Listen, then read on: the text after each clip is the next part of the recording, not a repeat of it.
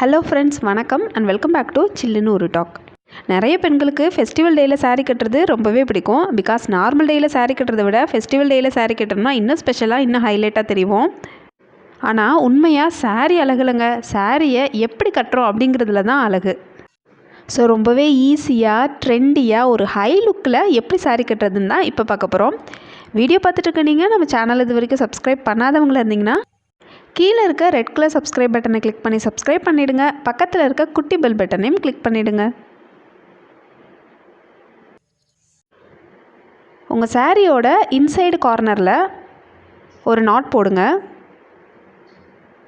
இந்த நாட் எதுக்கு போடுறோம் அப்படின்னா, நம்ம நடக்கும்போது இல்லை சம்திங் நம்மளோட புடவை வந்து நழுவாமல் இருக்கிறதுக்காக இது போடுறோம்.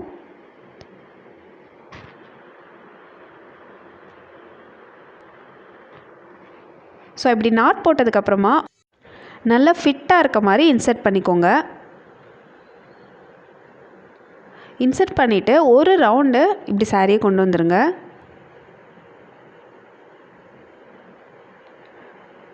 ஸோ இந்த இடம் வந்து ஃப்ளீட்ஸ் வைக்கிற இடம். நம்ம ஃபஸ்ட்டே ஃப்ளீட்ஸ் வைக்க போகிறதில்ல, நம்ம ஃபைனலாக தான் ஃப்ளீட்ஸ் வைக்க போகிறோம். பிகாஸ் நம்ம ஃபைனலாக வச்சா தான் சாரியை ஈஸியாக அட்ஜஸ்ட் பண்ண முடியும். ஸோ ஃப்ளீட்ஸ் வைக்கிறதுக்கு தேவையான அளவு சாரியை விட்டுருங்க.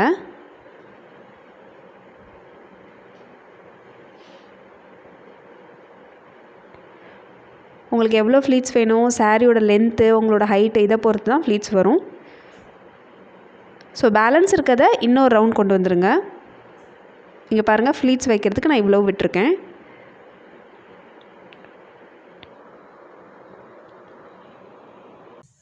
ஃபஸ்ட் ரவுண்டில் ஃப்ளீட்ஸும் செகண்ட் ரவுண்டில் முந்தியும் வைக்க போகிறோம். அவ்வளோதாங்க சாரி, ரொம்ப சிம்பிள்.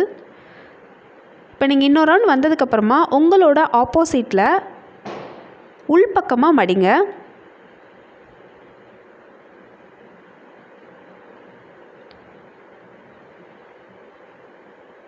இது எவ்வளோ மடிக்கணும் அப்படின்னா, உங்களோட பிரெஸ்ட்டு சைஸ் பொறுத்து தான். உங்களோட பிரெஸ்ட்டு சைஸ் ரொம்ப ஹெவியாக இருந்தது அப்படின்னா கண்டிப்பாக கொஞ்சம் அகலமாக மடித்தா தான் பார்க்க நல்லாயிருக்கும். அப்போ தான் நீங்கள் ஒல்லியாக தெரிவிங்க.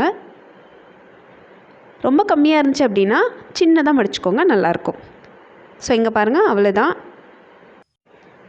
முந்தியோட பார்டர் இப்படி ஆப்போசிட்டில் தான் வந்திருக்கணும். இப்போ நம்மளோட முந்தியில் ஒரு மடிப்பையும் சரி பண்ண போகிறோம். உங்கள் கையை வச்சே நீட்டாக ஒரு மடிப்பையும் அயர்ன் பண்ண மாதிரி சரி பண்ணிக்கோங்க. அப்போ தான் அப்படியே ஃபிட்டாக இருக்கும். இப்போ நான் பண்ணுற மாதிரி பண்ணுங்கள்.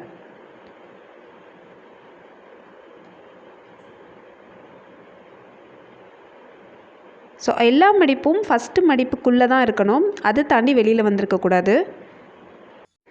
முந்தி மட்டும் இல்லாமல் முன்பக்கம் நம்மளுக்கு எவ்வளோ தேவையோ அவ்வளோ ஹைட்டுக்கு இதே மாதிரி அயர்ன் பண்ணி செட் பண்ணிக்க போகிறோம் மடிப்பை. இப்படி உங்களுக்கு டோட்டலாக மடிப்பு செட் ஆகலை அப்படின்னா கொஞ்சம் கொஞ்சமாக உங்களுக்கு தேவையான அளவு மடித்து பின் போட்டுக்கோங்க. அப்படி பண்ணிட்டீங்கன்னா உங்களுக்கு ரொம்பவே ஈஸியாக இருக்கும். நம்ம ஃபைனலாக பின்ன எல்லாத்தையும் எடுத்துடலாம்.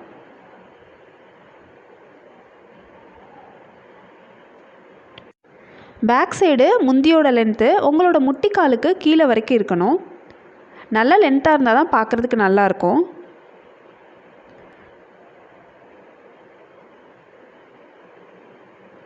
ஸோ நம்மளோட முந்தியை இது மாதிரி செட் பண்ணிக்கோங்க.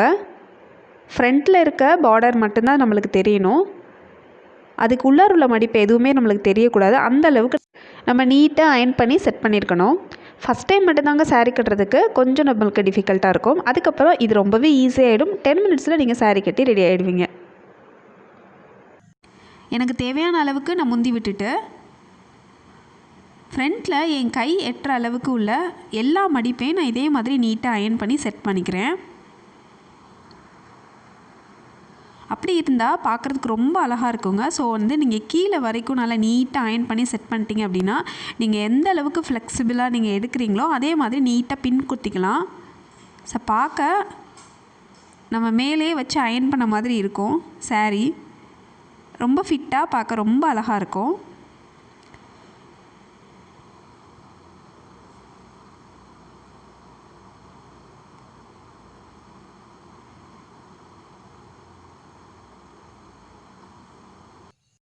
இப்போது ஃபஸ்ட்டு மடிப்பை மட்டும் எடுங்க.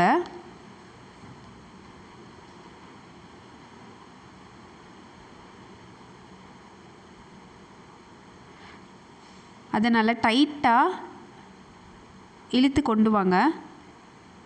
நீங்கள் இழுக்கும் போதே பேலன்ஸ் இருக்க எல்லா மடிப்பையும் அதே மாதிரி செட் பண்ணிக்கோங்க.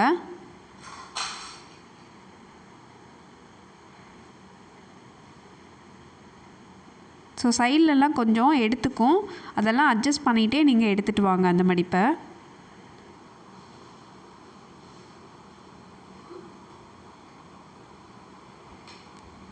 ஸோ அதை அப்படி இழுத்து அட்ஜஸ்ட் பண்ணிக்கோங்க ஃப்ரண்ட் சைடு.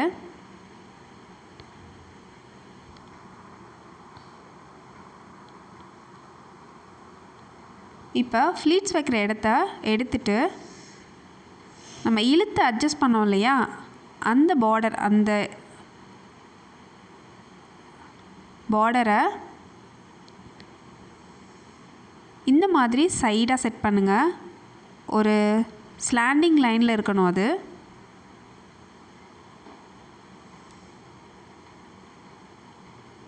உங்களோட வயிறு அந்த எப்படி இருக்கோ அதுக்கேற்ற மாதிரி தான் அதை அட்ஜஸ்ட் பண்ணிக்கணும். நீங்கள் நான் ஒரு ஸ்லாண்டிங் லைனில் தான் எப்போவுமே பண்ணுவேன், பார்க்குறதுக்கு நல்லாயிருக்கும். நீங்களும் ட்ரை பண்ணுங்கள். இது எல்லாமே நம்மளோட விஷ் தான், எப்படி செட் பண்ணுறோம் அப்படிங்கிறது. ஸ்ட்ரைட்டாக கூட நீங்கள் செட் பண்ணிக்கலாம். அப்புறமா உங்களுக்கு தேவையான அளவு ஃப்ளீட்ஸ் எடுத்து இந்த மாதிரி மடிங்க. இது எவ்வளோ அகலமாக இருக்கணும் இல்லை எவ்வளோ சின்னதாக இருக்கணும், இது எல்லாமே உங்களோட விஷ் தான். எனக்கு கொஞ்சம் பட்டையாக இருந்தால் தான் பிடிக்கும். ஸோ அந்த அளவுக்கு நல்லா பெருசாக என் கை அளவு எவ்வளோ இருக்கோ அந்த அளவுக்கு நான் மடிச்சுப்பேன்.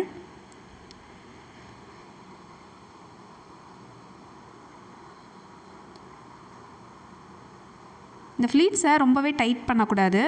ஸோ ஃப்ரண்ட்டில் ஒரு மடிப்பையும் விட்டுறணும் உள்பக்கமாக. அதே மாதிரி முன்னாடி உள்ள பக்கத்தையும் விட்டுறணும் ஒரு மடிப்பை. இறுக்கமாக நம்ம பண்ணோம் அப்படின்னா அது நம்மளால் அட்ஜஸ்ட் பண்ண முடியாது. ஸோ உள்பக்கமும் வெளிப்பக்கமும் ஒரு மடிப்பை விட்டுறணும். இந்த பாருங்கள், நான் விட்டுருக்கேன். அது அளவுக்கு விட்டால் போதும். உள்பக்கம் நிறைய பேர் திருப்பி இழுத்து பின்னு இதெல்லாம் போடுவீங்க. ஆனால் அந்த மாதிரிலாம் பண்ணாதீங்க. அப்படி பண்ணிங்கன்னா சைடில் ரொம்ப மடிப்பாக விழுந்து அசிங்கமாக இருக்கும், ஃப்ளாட்டாக தெரியாது. எப்போவுமே சாரீக்கு சைடில் ஃப்ளாட்டாக இருந்தால் தான் பார்க்க அழகாக இருக்கும். ஸோ பாருங்கள், பேலன்ஸ் இருக்க ஒரு மடிப்பை மட்டும் கீழே விட்டுட்டு அட்ஜஸ்ட் பண்ணுறதுக்கு ஈஸியாக விட்டுட்டு, இப்போ என்னோடய மடிப்பை நான் சரி பண்ணி அந்த இடத்துல நான் ஃபஸ்ட்டு பின் போட்டுக்கிறேன். முதல்ல மடிப்பை பின் போட்டிங்க அப்படின்னா அதுக்கப்புறமா அந்த மடிப்பு வேணால் நீங்கள் அட்ஜஸ்ட் பண்ணிக்கலாம். ஸோ அதனால் எப்போதுமே நான் அந்த மடிப்பை சரி பண்ணி மடிப்பை மட்டும் தனியாக ஒரு பின் போட்டுருவேன்.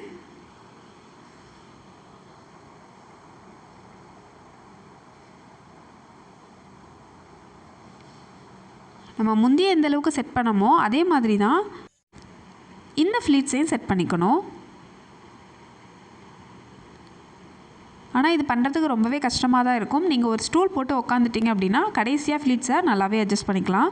ஸோ ஃபஸ்ட்டு நம்ம பின் போட்டு இன்சர்ட் பண்ணுற வேலையெல்லாம் பார்த்துடலாம். அப்புறம் கடைசியாக நம்ம செட் பண்ணிக்கலாம்.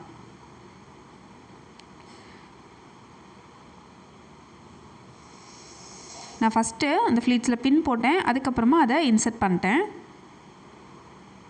இப்போ பாருங்கள், நம்ம எப்படி வேணால் இதை அட்ஜஸ்ட் பண்ணிக்கலாம். ஏன்னா உள்ளார ஒரு மடிப்பை விட்டுட்டோம். ஸோ அட்ஜஸ்ட்மெண்ட் ரொம்ப ஈஸியாக இருக்கும். ஸோ சைடில் ரொம்பவே ஃப்ளாட்டாக பார்க்குறதுக்கு ஒல்லியாக தெரியும். நீங்கள் எவ்வளோ குண்டாக இருந்தாலும் சைடில் ஃப்ளாட்டாக விட்டுருங்க, மடிப்பு வைக்க வேணாம். கீழே பாருங்கள், ஒரே ஒரு மடிப்பு மட்டும் வச்சுருங்க. அந்த இடத்துல கொசன்னு இருக்க வேணாம் அப்படிங்கிறனால அந்த இடத்துல ஒரு மடிப்பை அயன் பண்ணுற மாதிரி பண்ணி விட்டுருங்க. பேலன்ஸ் இருக்கிறத பேக் சைடு ஒரு மடிப்பு வச்சு சென்டரில் சொருகி விட்டுருங்க. சைட்லலாம் சொருகாதீங்க. சென்டரில் சொருகினா உங்களுக்கு அந்த இடத்துல பள்ளம் இருக்கும். ஸோ அது பார்க்குறதுக்கு கவர் ஆகிடும். சைடில் சொருகினீங்கன்னா கொஞ்சம் குண்டாக தெரிவிங்க. அதனால் பேக் சைடு இருக்க பள்ளத்தில் சொருகிக்கோங்க. இப்போ உங்கள் கை எட்டுற அளவுக்கு இப்போ நான் பண்ணுற மாதிரி அட்ஜஸ்ட் பண்ணிக்கோங்க. இல்லை ஒரு ஸ்டூலில் உட்காந்து கூட நீங்கள் ஃப்ளீட்ஸ் எல்லாம் அயன் பண்ண மாதிரி செட் பண்ணிக்கலாம்.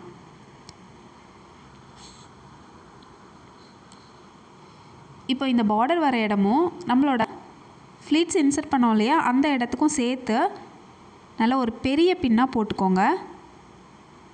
இது உங்களோட விஷ் தான், எப்படி வேணால் போட்டுக்கலாம். இல்லை இதுக்குன்னு நிறைய பின்னெல்லாம் வருது, அந்த மாதிரி கூட நீங்கள் போட்டுக்கலாம்.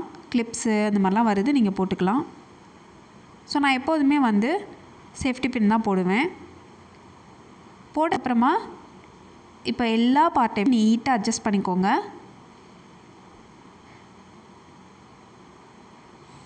ஸோ அவ்வளோதான். நிறைய பேருக்கு இவ்வளோ சிம்பிளாக கட்டினாலும் பிடிக்கும். ஆனால் இன்னமும் நம்ம முந்தியை செக்யூர் பண்ணலாம். அதுக்கு முன்னாடி நான் ப்ளவுஸ் மாற்றிட்டு வந்துடுறேன்.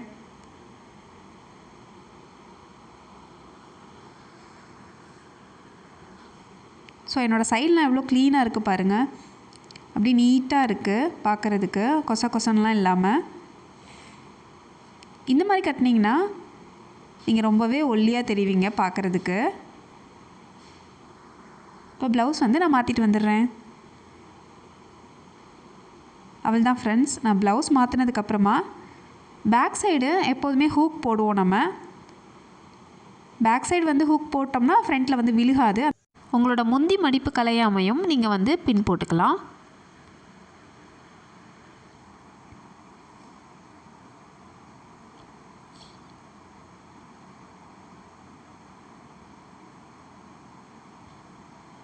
இப்போ ஃப்ரண்ட்டில் அட்ஜஸ்ட் பண்ணுறதுக்கு இப்போ நான் இழுக்கிறேன் பாருங்கள். அந்த இடத்துல வச்சு நீங்கள் இழுத்திங்கன்னா பார்டர் வந்து டைட் ஆகும். ஸோ உங்களுக்கு தேவையான அளவுக்கு நீங்கள் இழுத்துக்கலாம். இழுத்து அந்த இடத்துல ஒரு பின் போட்டுருங்க உள்பக்கமாக. அதுக்கப்புறமா மீதி இருக்க மடிப்பை சேர்த்து வச்சு நான் காட்டுற இடத்துல பின் போட்டிங்கன்னா மடிப்பு அப்படியே இருக்கும் கலையாமல். ஸோ அங்கேயும் நம்ம பின் போட்டாச்சு. வாவ் அப்படின்னு சொல்கிற அளவுக்கு நம்ம saree கட்டி முடித்தாச்சு.